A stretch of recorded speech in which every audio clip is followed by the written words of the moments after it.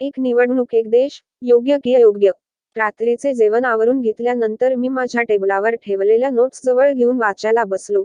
काही वेळानंतर, आता झोपून जा रे, तुला झोप येत आहे बाकीच उद्या सकाळी वाचशील, असा आईचा ओवाळा. मी जरा गडबडूनच भानावर आलो. कदाचित काल बरोबर वेळेवर न झोपल्यामुळे डोळ्यांवर झोपेची झापड पडली होती. वाचता वाचता अलगदच माझे डोळे मिटायला लागली हे आईच्या लक्षात आलं. तिचा हाव ऐकताच मलाही याची जाणीव झाली. माझा डोळा लागला होता.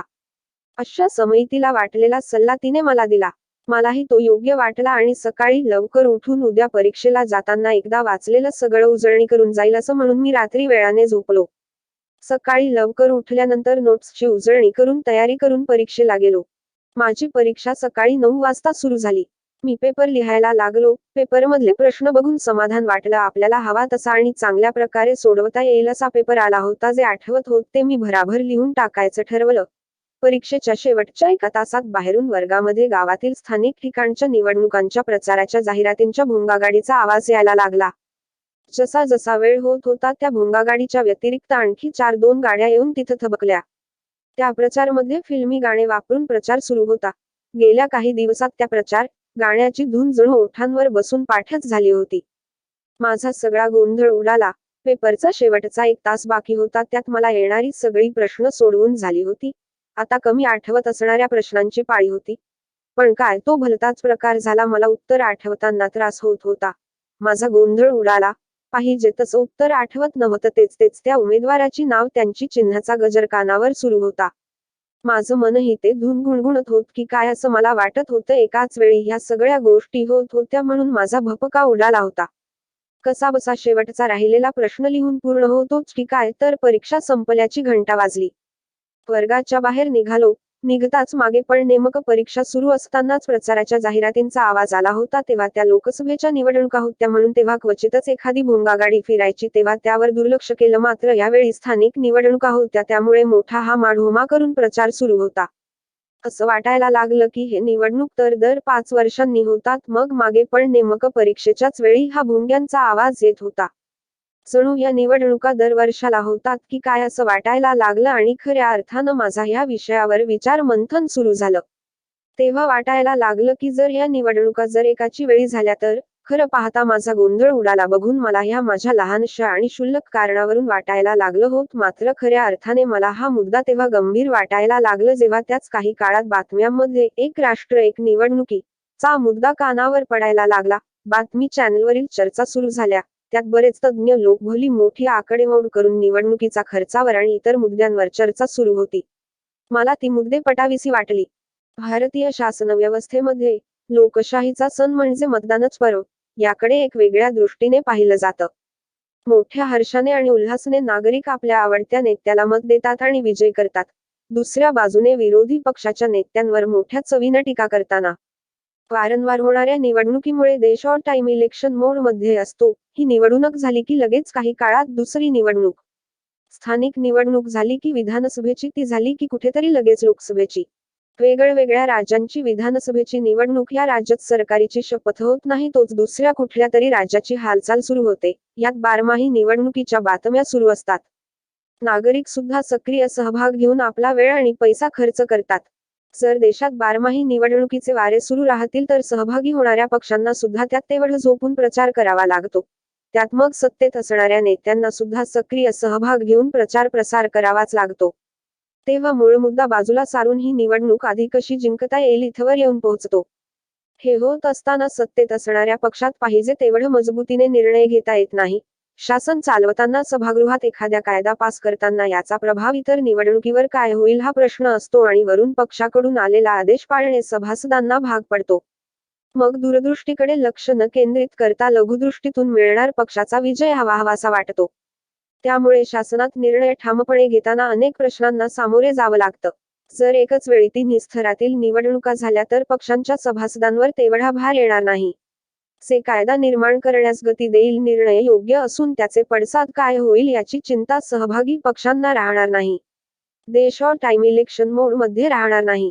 शासनाच्या धोरणांना गती येईल आणि एक ठरवित काळात त्याचा निकाल सुद्धा येईल. शासनाची धोरणं सुरळीत चालतील. धोरणे पांगळी होण्याची शक्यता कमी राहील. ह्या सर्व निवडणुकाचा खर्च बघता असा लक्षात येईल की याचा आणखी चांगल्या प्रकारे उपयोग करता आला असता, किंबहुना हा निवडणुकीचा खर्च तरी किमान कमी करता आला असता. 2019च्या निवडणुका झाल्यानंतर निवडणूक आयोगाने म्हटले 2014 मध्ये लोकसभा निवडणुकांमध्ये जवळजवळ 3870 करोड खर्च आला. आणि सोबतच 200 ते 300 करोड एवढा खर्च प्रत्येकी राज्यास विधानसभेसाठी येतो.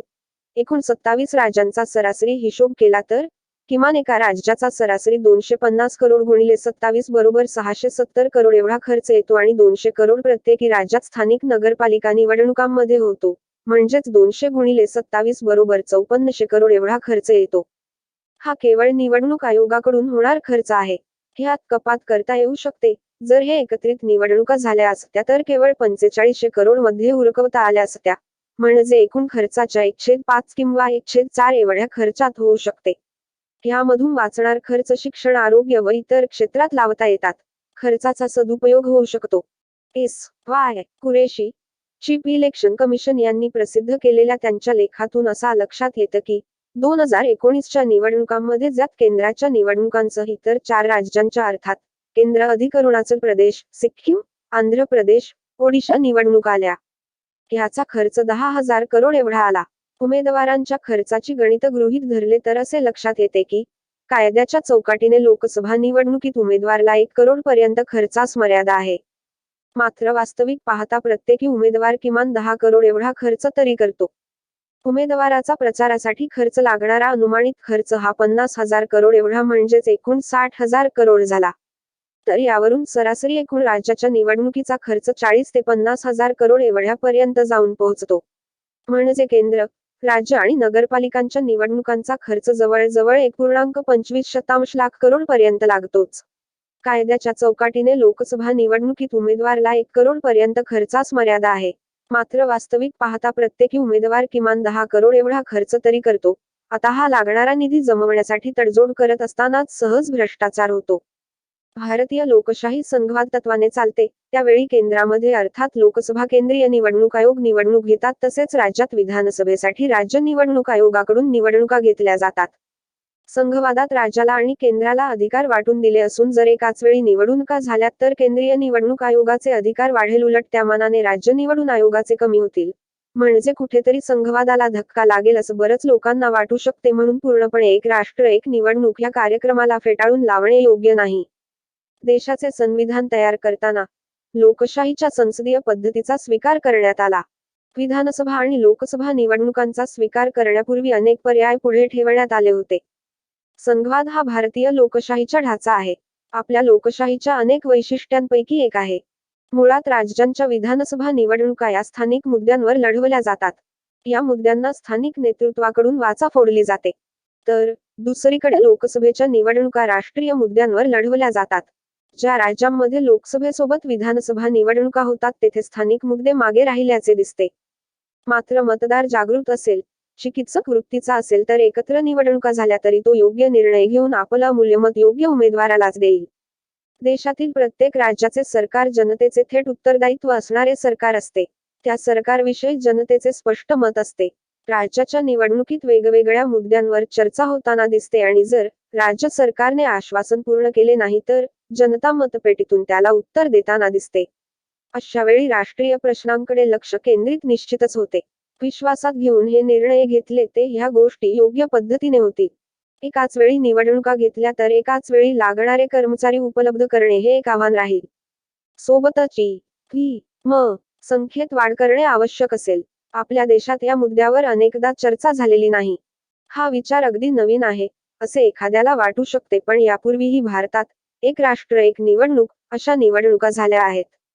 1952, 1957, 1962 आणि 1967 मध्ये अशा प्रकारच्या निवडणुका झाल्या आहेत. एकाच वेळी निवडणुका घेण्यासाठी घटनेमध्ये दुरुस्तीची आवश्यकता असते. त्यासाठी दोन्ही सभागृहांची मंजुरी गरजेची आहे.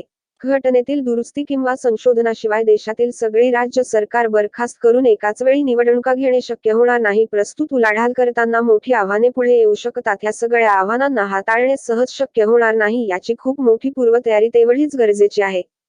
एक राष्ट्र एक निवडणूक आयोजित असताना अशा वेळी राष्ट्रीय पक्षांचा मोठ्या प्रमाणात प्रभाव असेल आणि राज्यस्तरातले पक्ष संपुष्टात येण्याची शक्यता असेल, किमान कमजोर तरी होतील. मात्र या संघवादाचा ढाचा जपून ठेवण्यासाठी दुसऱ्या उपाययोजना आखता येऊ शकतात. राष्ट्राच्या हितासाठी काही पावले उचलणे आवश्यक आहेत. पूर्ण नियमनिशी नियोजनानुसार केलं तर हे शक्य होईल. निवडून आलेला उमेदवार 5 वर्षे जनतेला प्रत्यक्षपणे उत्तरदायी असतो. पण तस तो राहणार नाही याची शंका येणे सहज आहे.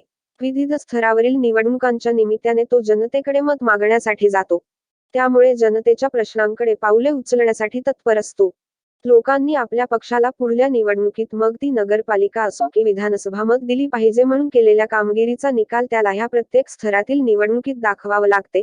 स्थानिक स्तरावर पक्ष मजबूत व्हावा म्हणून वरून येणाऱ्या आदेशाचे पालन होते. अन्यथा 5 वर्षे कारभार कसा चालेल हे एक प्रश्नचिन्ह उभे होते. मात्र एकाच वेळी निवडणुका झाल्या तर निवडणुका होत असताना नागरिकांना एकूण 5 वर्षांचा निकाल बघून त्यावरून मतदारांना पुढे आपला निर्णय मोठ्या ठामपणे घेता येईल. मात्र जर या बारमाही निवडणुकींमधून शासनकर्त्यांमध्ये निर्णय घेताना संभ्रम उडत असेल तर शक्यता आहे की तो निर्णय चुकेल म्हणून एकदम मोकळीकतेने शासककर्त्यांना निर्णय घेण्याची मुभा असेल. कुठला इतर निवडणुकीचा ताण नसेल, योग्य निर्णय घेता येईल. राष्ट्राची प्रगती गतीने होईल. भारतीय शासन पद्धती बहुधा ब्रिटनच्या शासनाशी मिळती जुळती आहे. गेल्या शतकाच्या उत्तरार्धात आणि या शतकाच्या पूर्वार्धात आंतरराष्ट्रीय पातळीवर अनेक राष्ट्रांनी या तत्वाचा स्वीकार केला. अमेरिका विकसित असलेल्या राष्ट्रात तर एकच दिवशी एकाच वेळी निवडून पार पडतात. मग भारत हा विकसनशील देश असून सुद्धा अजून आपण एक राष्ट्र एक निवडणूक प्रणाली स्वीकारली नाही. ही खरी गरज आहे. एक राष्ट्र एक निवडून देशाच्या प्रगतीसाठी, देशाच्या हितासाठी गरजेची आहे. ही सुधारणा करणे देशाच्या हितात आहे. एक राष्ट्र एक निवडून योग्य आहे. एक राष्ट्र एक निवडणूक योग्य असून आणि राष्ट्राचा एक नेता आंतरराष्ट्रीय पातळीवर देशाचं प्रतिनिधित्व अंगावर मुठभर मांस चढावं तसं मोठ्या अभिमान करेल. राष्ट्राच्या हितासाठी कधी तो हा निर्णय घ्यायचाच आहे. मग तो जेवढा लवकर घेतला जाईल तेवढा चांगला. चला तर मग एक राष्ट्र एक निवडणूक ह्या मार्गाने एक पाऊल टाकू आणि राष्ट्र निर्माणासाठी योगदान करू.